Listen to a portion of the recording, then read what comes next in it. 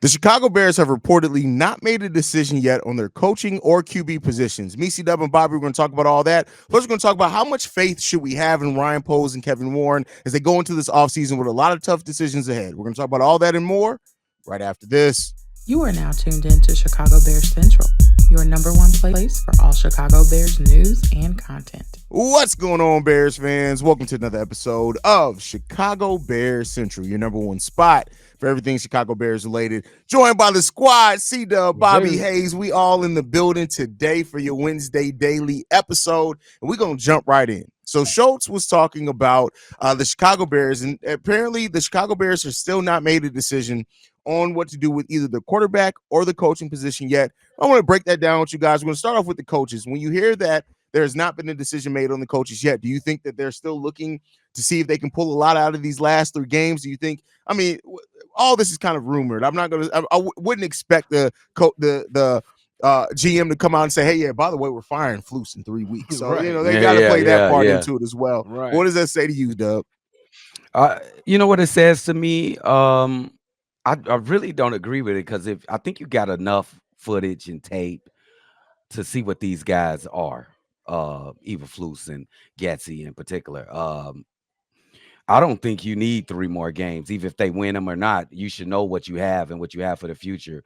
Albeit they have made some improvements, Eberflus mostly on the defensive side of the football. You still see those common occurrences, those blunders in these coaching blunders in these football games. So it's on there. If they ain't made up their mind, I would say why. Because you seem like maybe what they play 14 games or something like that, 13 games. That should be enough. For me, that's enough. Yeah, it's there. I mean, all the evidence is there, and it's the reason I blew up post game is because Luke Getsy is an absolute idiot, bro. I'm gonna be fair. Matt Eberflus has made his strides, bro. Made some strides. At least in most cases. He'll go ahead and coach the hell out of the game for 57 minutes in the last 3 minutes. You know what I'm saying? He'll kind of fold under pressure. That's where it gets tricky for me with this guy. You did it against the Lions. You did it against the Broncos. You did it, bro. How many times you gonna continue to cost yourself games by not sticking to what has kept you in the game anyway? Yep. And that's and his offensive coordinator at the very minimum has to go. If he's retained, this is why when he was hired and they announced the coordinators, Haize was right on like, hold on. Typically rookie head coaches go with some veteran coordinators, and typically those veteran coordinators help out the head coach because they're able to hold down their department, great point, offense or defense, the correct way and allow the coach to be just the kind of like the overseer, consultant. You can't do that with the guy that don't even know how to call plays. That's a good point. That's a good point. And that was the most surprising thing about it. Like, not only did you go with rookie coordinators, you went with a rookie coordinator who never called plays at his position before. It'd be different if you saw like, hey, we got this tape on him calling plays. We know he can do this with a quarterback, this and that. He didn't even do that. So I feel like, and let me throw this question back to you. This kind of just what came to my mind.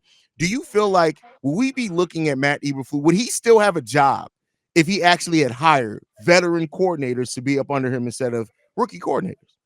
I do. Yeah. I think possibly, yes. No, go ahead, nephew. I was going to say yes, because your defensive coordinator, experienced guy, he can be like, hey, Flus, we've been stopping the Browns in long third down situations. We've been stopping the Browns by dropping guys in coverage and relying on our 4 rushers to get pressure, and we made things shake. Eberflus in this game, you had nobody to account for Njoku on pretty much what was the game sealing play for the field goal, and you drop a 300-pound defensive tackle. I'm pretty sure a veteran coach is like, nah, we can't do that. Then you get the ball on the offensive side, 3 minutes to go in the game. Luke Getsy, your first play is we're going to pass down the field. We trying to get up out of here with a win. Let's run the ball on first down, get the clock rolling, and then go from there. Yes. You needed that veteran leadership, bro. That's a great point, guys. And I think we had a consultant this season to be Very, very different. Somebody with some experience and some competency. I think the season will be different, bro. Somebody to whisper in his ear, like you guys are saying, like, no, that's not very smart. Let's not do that. They don't have that person, bro. They don't have a conseillier. Oh, bro. So This man. What we doing now? We selling coke? What we doing out here, bro? Like, now we moving work. How we go from talking football to moving work? What we doing? we No. talking football. Wink, wink. Exactly. that's We're right. talking football. Anybody who's listening, we know nothing about any type of illegal activity or drugs. I Facts. just want to make sure we put that out there. We're all Yeah. God-fearing men. Yeah, And exactly. we pray every day. Yeah, that's bro. it. That's it. That's a That's fact. it. Anything green you see around here is oregano. That's it. That's all. That's it. I'll be cooking my ass off. What you mean? But no, I mean, and that's a great point about Lugetzi as well. Like, I mean, at the end of the day, I just look at it like this. Like, to me, even with us saying, had he had veteran coordinators around him, maybe we wouldn't even be talking about Matt Eberflus not having a job. To me, it's time to clean the slate, and it's because you need such a change of guard, specifically offensively, like that. I think you need to let that person's voice ring out this time. The Matt Eberflus voice. I know the players love him, and if he does end up staying on, that's going to probably be the only reason is the fact that the players love him. But to me, it's time to move on, man. I Yep. agree, dude. I agree. I think the only possible one that can have a chance is not Lugessi, Matt Eberflus. He has a slight chance, I think, to stay. Well, without the offensive coordinator. Yeah, but Yeah. and I do the last point, though I do believe he has, earned some merit when to be Some. like, maybe we'll keep him.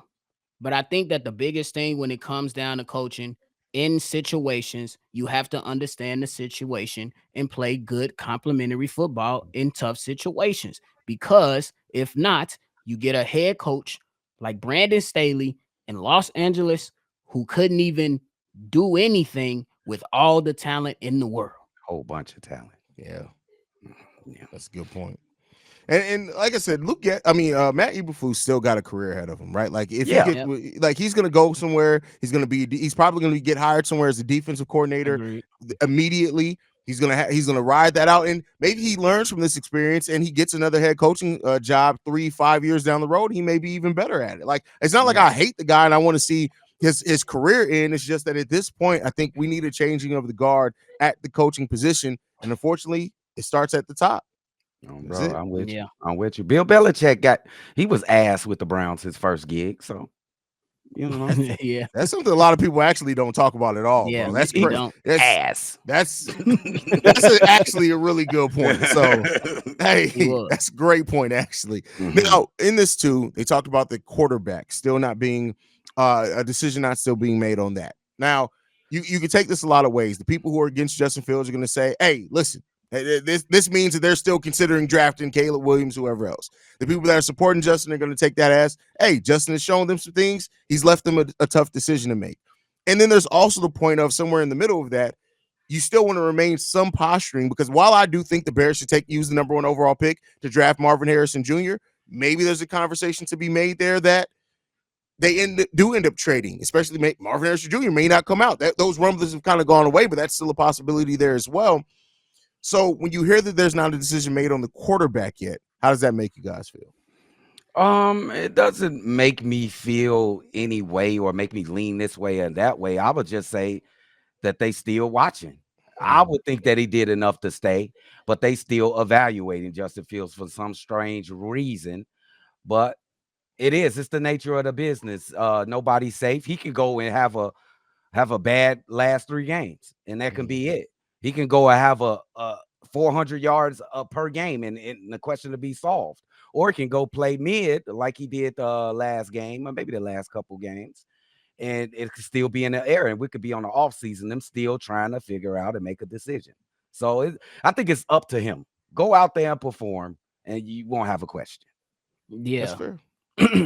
When I think about when I hear those statements, it's just right on the money with most of us. You know what I'm saying? We don't know. What I do believe is he should be the Yes. quarterback.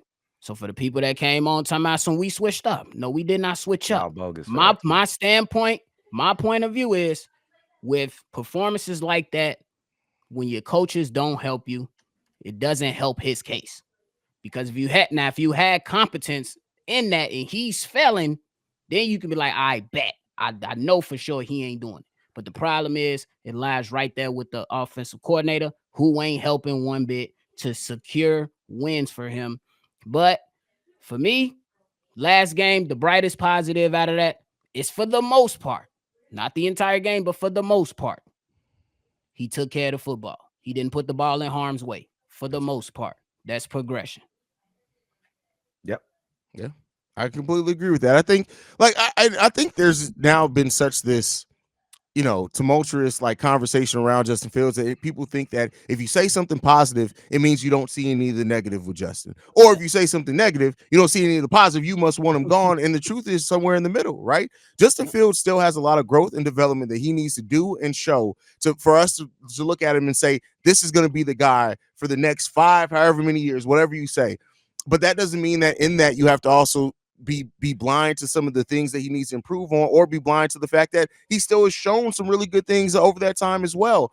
It's when you look at it, and the way that I always kind of talk about it is that it's eliminating any of the questions, right? So if you get him another weapon, if you improve that offensive line, you get him a better offensive coordinator, you do those 3 things, that eliminates any other questions around Justin, and then that allows you to just look at what Justin does or does not do in those moments to then make that decision before, because you still got 2 rookie scale years left for Justin Fields. There's no rush to make a decision right now. It's not. And I know some people don't like hearing that. They get triggered by that, but that's just the reality of it. Now, yeah, the Bears have the number 1 overall pick. That's a chance that, yeah, we're going to have 2 years in a row. You don't usually get that. And I understand people saying this is our time to get that quarterback. But at the same time, what if that quarterback is here? He just needs to be in a better environment. And before anybody gets to typing, yes, I know there have been quarterbacks that have developed under worse environments, but that isn't universal for everybody. Yeah. Facts. And I think another solid point just to build off your point, Haize, is build the situation. Look at all the quarterbacks we've taken. They have never entered a situation to where the situation and the structure was built. The offensive line wasn't built. The defensive line wasn't built. The coaching wasn't good. Build that. That's why I'm on the side of sticking with Fields. Yes. Build this whole thing out. You don't have to pay. Don't listen to these guys that say you have to reset the rookie clock. I understand you can, but you still don't have to pay this guy for another 2 years. Exactly. So you have time. Build the situation. If he still's not the guy, it's going to be another guy that's coming out the draft soon who they going to be saying generational. So Yeah. it ain't the end. And I think they are so close to building the surrounding, building those extra surroundings, those weapons. You get Marvin Harrison Jr. in here. You get some more linemen, a couple of linemen, maybe, what is it, 2 or 3? I'll say about 2 linemen in here. Maybe you can be able to judge Justin Fields fairly out there. But until then, when you got your offensive line getting blown up on every third down and over 4 yards, how could you possibly grade him on a fair scale, bro? You cannot. You can't, bro. Yeah, and I think that's just what it comes down to. And level heads got to prevail. That does not mean that the Bears can't. Like, it really comes down to Kevin Warren and Ryan Poles, how wowed they are, if at all, by these because they're still going to work out the quarterbacks, right? They're going to work them out. They're going to work out Drake May. They're going to work out Caleb Williams, maybe even Michael Phoenix. They're going to work them out. If they're not completely wowed at them and they come in and say, and that's another thing that we got to point out. So people talking about resetting the rookie clock, you also have to realize that means also resetting your expectations. There's no rookie quarterback that's going to come in day 1 and be better than Justin Fields right now. That's Absolutely Caleb. That's not. it. They're not. They're going to have that curve. And the thing is that if you have an opportunity to set your environment, that way, if you do have to move on to a different quarterback at some point, they're coming in. They don't have to worry about running and getting their head knocked off for 55 sacks in the season. Yeah, bro. That's a great ass point, dude. That's a great point, Drip. I'm gonna leave it right there. Facts. I wanted to say add on, but I can't. Leave it right there. But all right, now with that said, the guys who are leading this offseason, Kevin Warren has already said he's stepping down now. Well, not stepping down, but he's coming to help with those football operations decisions this offseason. We've already seen what Ryan Poles has done. What's your confidence and faith right now in Ryan Poles and Kevin Warren Because and the thing that I've said about this before is that the Bears with their defense right now, they're probably going to come into next season with the expectation of being a top 10 to top 8 to 5 defense next season, especially if you make some additions to that. How confident are you with them to build off on that and to get the Bears into a position of maybe being a playoff team next season? Well, I'm gonna start off with Ryan Poles. I think he's old, or we got to give him a little space to work. I think he's old. That he did a good job with the draft these last couple of seasons, and I think he's owed that. Maybe the players didn't work out like we thought they would work out, but most of them did, like Jack Sanborn, and some other players. Kevin Warren is a little bit, I heard his reputation precedes him. I know about him in Minnesota and the Big Ten, but this is a different story right now. This is like a crisis. Can he come down and fix this crisis we got in Chicago? Facts. That crisis is right. That's right, crazy. bro. That's crazy. No hyperbole there at all. Bro, we are in a crisis. It's right on the money, for real. But I think that when you think about it, man, I think you got to have some type of confidence in him. Ryan Poles, he was quick. He seems like he's a guy, at least for the most part, who's quick to make decisions. Chase Claypool didn't work out. Get out of here. We want to reset. Robert Quinn, use some of the bad money on my books. You gotta go too. Roquan Smith, we can't get a deal together. We can't come. You say you don't want to be here. You got your little agent that's come out here doing stuff. Hey, you gonna get up out of here too. You know what I'm saying? I want players that want to be here. If you have an attitude problem, I'm gonna bench you. If you making mistakes on the football field, we're gonna bench you. You know what I'm saying? So I'm gonna trust him, because no GM is going to hit on everything. I don't know why people think you're supposed to be a 100-0 in all your moves as a GM. But for the most part, the good outweighs the bad, and you're set up for winning football in the future. This man tried to flip a first-round pick twice last year. You think he's not going to try to do it again? And if he succeeds again, now you can potentially have 2 first-round picks the year after again? Come on, bro. Yeah, that's what it comes down to. And then, like, I read an article today, I actually talked about on the daily episode, where they actually ranked the Chicago Bears potential opening head coaching slot as one of the more favorable positions around the league. And that's because of what you just laid out. We got cap space yet again, which is, again, you got to look back at Ryan Poles. He cleared the cap space and the dead cap, put himself in a position to be a player in free agent market. We got the first overall 2 potential top 5 picks. You can do a lot with that if you do decide to trade down, or you just go out and get your right guys. You're then bringing in a nice influx of talent at that point. Ryan Poles has shown an ability to make decisions. They don't always look like what we think they're going to be initially, right? Like me and you got, well, I wasn't on it, but one of the first live streams we did for the draft, we were all down on them going Kyler Gordon and Jaquan Brisker. We didn't know what they were doing because we thought they were going to go wide receiver. Right. Those now are 2 guys that we look at as pillars of this defense. Yeah, absolutely. So, you got to give some time. And yes, he's made mistakes. The Chase Claypool one was a mistake, but hey, he learned from that immediately, went out and instead got Montez Sweat with a 2nd-round pick and immediately extended him. So he's learning and he's doing a fantabulous job at what he's doing. Wow. I like I don't even want to know which one of those moves was the best move. Montez Sweat or DJ Moore, getting DJ Moore with that first hit. That was another thing too. Bro, like, he made some unbelievable moves. But y'all didn't say anything about Kevin Warren. What y'all think about Kevin Warren, though? To me, Kevin Warren is so no nonsense. The way that I look at Kevin Warren is that he's going to come in and be like, hey, I still think it's going to come down to Ryan Poles. He's going to give Ryan Poles that leeway to kind of make the decision. But I think Kevin Warren's going to be that guy that's like, hey, what are we considering keeping Eberflus go? Flus, don't come in tomorrow. I think I look at Kevin Warren like that. No nonsense is going to be like, all right, I gave you a week. You still debating, bet. Don't worry about it. Flus, you're done. Shout out. We appreciate you. Best out to you in your future endeavors. Here's your tweet. That makes sense. Bro. Yeah, that makes sense. I think, yes, because correct me if I'm wrong. Didn't he fire a coach that had a winning season? I think Mike Tice. Good enough? Yes. I think Mike Tice. Crazy. In Minnesota, crazy. Yeah, it's crazy. Do presidents normally come down and get involved in this such business? It's different for every organization. Some organizations, their president operates like a GM, meaning that they're hands-on with everything. Some don't. Some presidents, like Kevin Warren, is the CEO too of the Chicago Bears. He's not just the Right. president, so he got bigger things to worry about. But Facts. I think in his situation, him seeing the state that this Bears team is in, he came in saying, "We're here to win Super Bowls." So he may look at that and say, "I don't think we're on the path to do that. Let's go ahead and get this corrected. I'm going to help you guys get this corrected." The Facts. tough decisions, the tough decisions that the fans might not like, or the players on the too. team might not like. So Yeah. okay, This can okay. sway anyway. Yeah. Mhm. Cool. It's gonna be interesting to see, man. I want to see him work. His reputation precedes him. I want to see if you really about that, big dog. Let's see.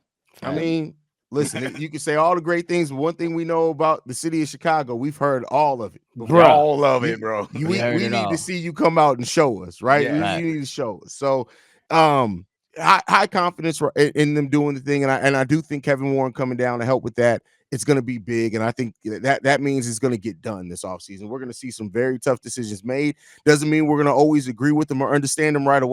Yeah. But you got to make those. You got to break some eggs to make an omelet. Yeah, That's it. yeah, you're gonna be. That's the nature of sports. That's what makes sports so loved. That's why I love sports so much, because the disagreements. Like, somebody might think it's a good move, somebody might not think it's a bad move. It's great. I love it. Bro. Fair enough. Fair enough. Last topic before we get up out of here, guys. Jaylon Johnson. Now, at the trade deadline, leading up, there was a lot of conversation about, is Jaylon Johnson worth this? Is Jaylon Johnson worth that? And it all came down to production on the field. Since that time, literally since that time, Jaylon Johnson has gotten 4 interceptions. That was one of the biggest critiques and criticisms on his game. Numerous pass deflections. He is playing motivated right now. I'm going to throw 2 questions to you guys. Has Jaylon Johnson, with his performance, maybe risen the price tag on him too high for the Bears to match? But then on top of that, even though the Bears are willing to match, how concerned are you this recent stretch from Jaylon Johnson, which he's always been good, but kind of going above and beyond? Are you worried that this may be a little bit of fool's gold and he comes back down to what we've known him to be after he kind of gets this money? Hey, you was thinking, you must have been peeking in my head.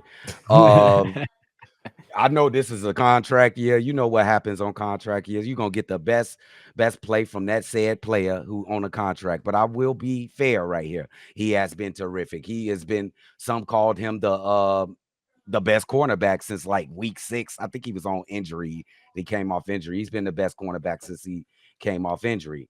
Now, if the price go too high where we can't afford him, I think that we good with him. I think we good without him.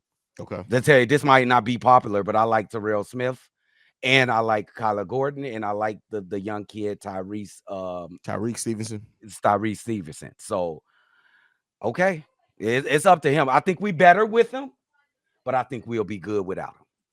Don't go above board. Do not overpay for this guy. Yeah. What is overpaying? What's that number for you? I'm sorry, Bobby. What's that 18 number? to 20 million.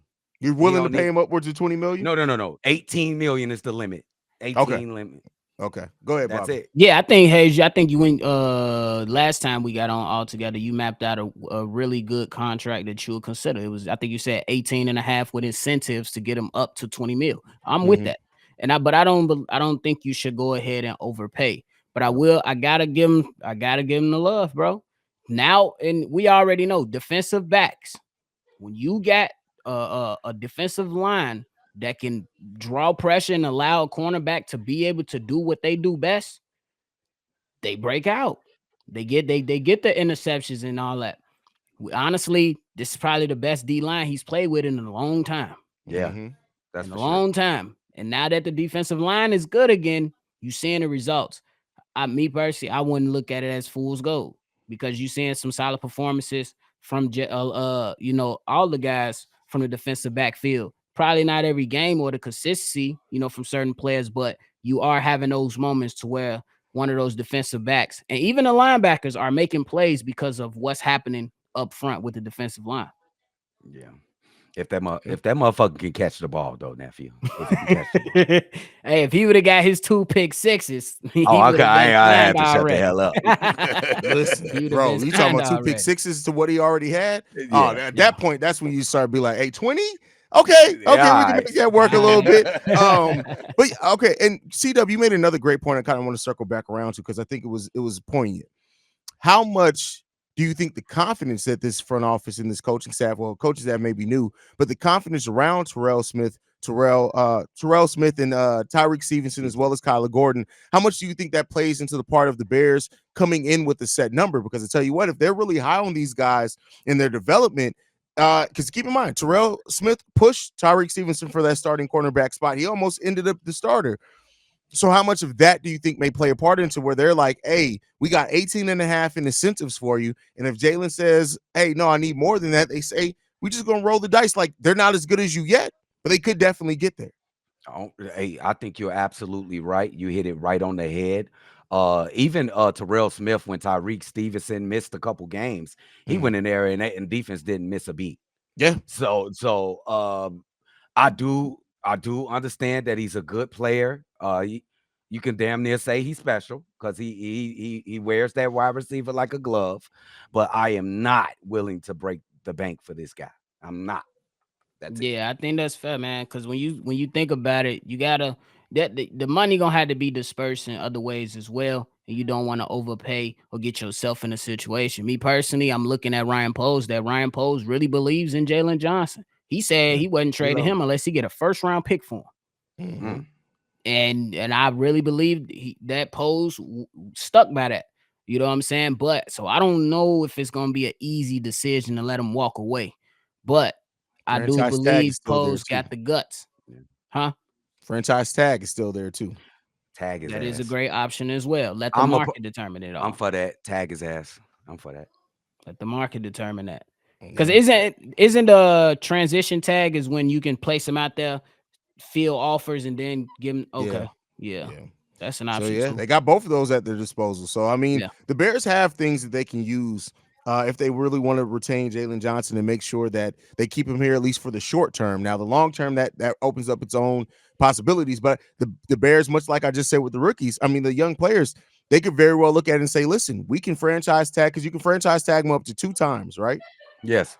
Yeah. So you can franchise tag him for 2 years. He'll probably be pissed off by that. Yeah. But then that gives you time to really see what Tyreek Stevenson and Terrell Smith turn into, because at the end of that 2 years, you may be like, all right, Jaylon, thanks.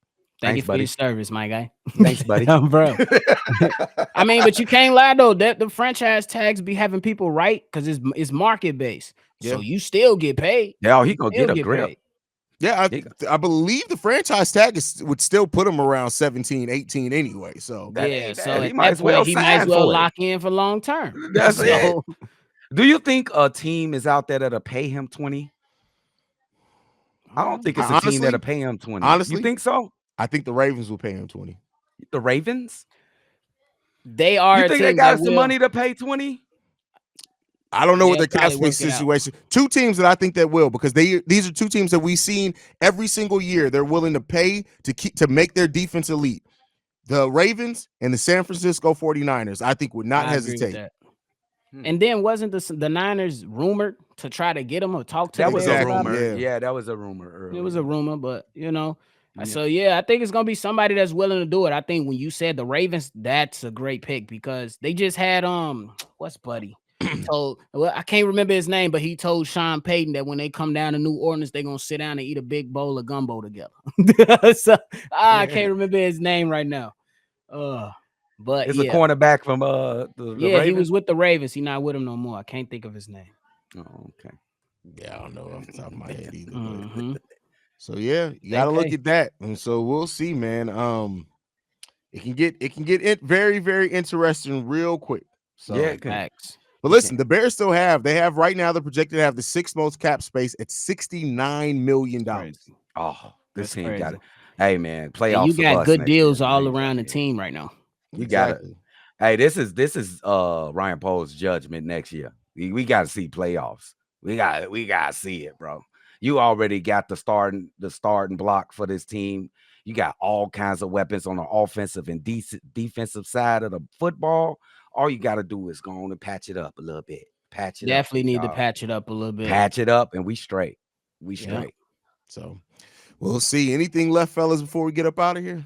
Hey, man, shout out to all the Bears that's holding it down for their quarterback. Shout out to Jaylon Johnson. No, don't worry. This is enough right here. Shout out to Jaylon Johnson and DJ Moore, bro, for holding it down, Joe. but it still ain't shutting up the trollers. Facts. Though. It's never, and it's not. And the thing is that no matter who supports it, who doesn't, you're not going to stop the trolls until, honestly, it will take the Bears to go on a playoff run. And even then, at this point, people just have their narratives chosen. It is what it is. Absolutely. Yes, sir. And I want to give a quick shout out to all the supporters. Hey, we ain't always got to agree. We could definitely disagree. That's what family do. But don't get in your feelings and I'm never coming back. Okay, bro, that's fine. Because we still going to have some of the greatest people in the world right here rocking with the family. That's a fact. If they don't agree with me. I don't agree with C-Dub all the time. Definitely don't agree with Haize all the time. Why you got to say definitely on me? Jesus. It was just all fun. It's more so C-Dub because we family. We share the same blood. But y'all know, man, make sure you stay tuned in and make sure you continue to bear down because we're going to be right here rocking. Absolutely. And I want to say this too before we go, Bobby, for inspiring me to say this.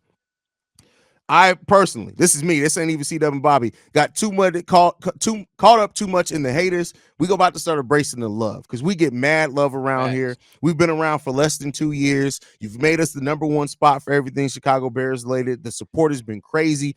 How like we went from having 50 people in the post-game show live to upwards of over 300. Bro. That's love, man, and we appreciate you guys wholeheartedly for that. I know it's been a rough 2 seasons to get through. Woo. Like, it's crazy to think we've been doing the show for 2 seasons, but less than 2 years, and we've gotten to talk about 8 total wins in that time. Bro, what? That's crazy. What? 8 total wins so far is what we got. Y'all love the shit out of us. What? That's crazy, man.